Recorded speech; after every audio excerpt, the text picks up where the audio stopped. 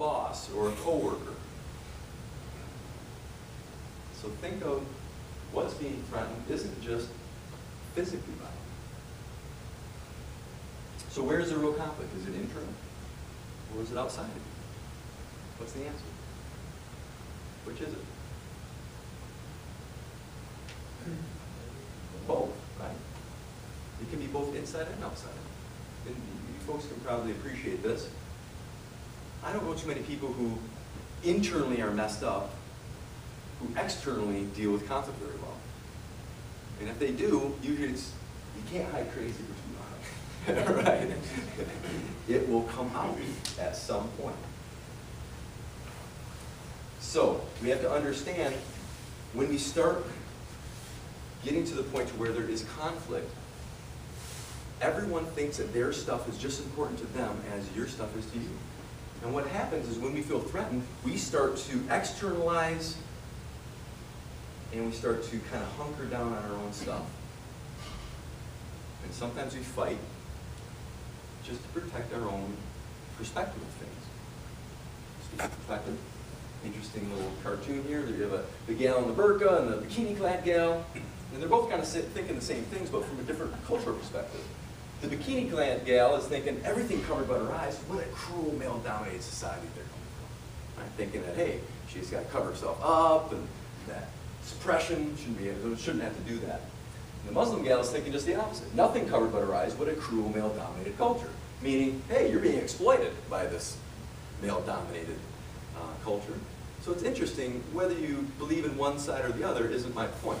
My point is we're going to see things through our cultural perspective.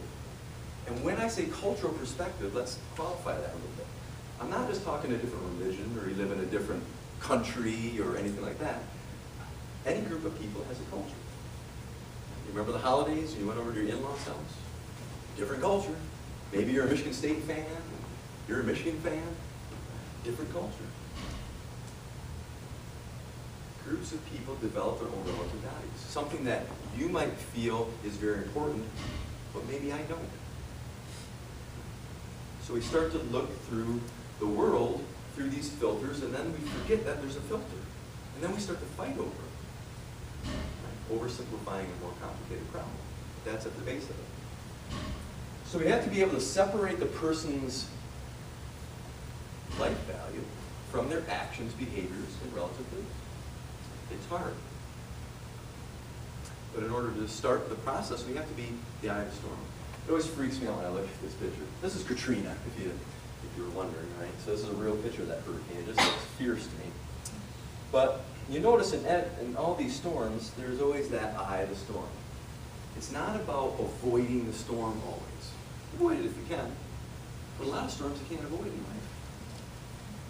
It's about finding peace within the storm. How do you do with that? When your back's up against the wall, you have no choice but to address it. It's great if you can avoid it. And if you can, by all means do so. But what are you going to do if you can't avoid it? Well, you have a mask. Which is a basic idea of how human behavior works, both inside of yourself as well as with someone else and in a relationship thereof. You don't have to be a psychologist to do this stuff. You just have to know some basics, some general basics. So you can understand what tool to use and how to deal with the other situation and the other individual, so you can hopefully create an ally rather than an adversary.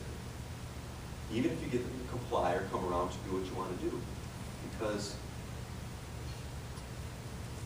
compliance is like the lowest level that I can achieve, other than non-compliance, right?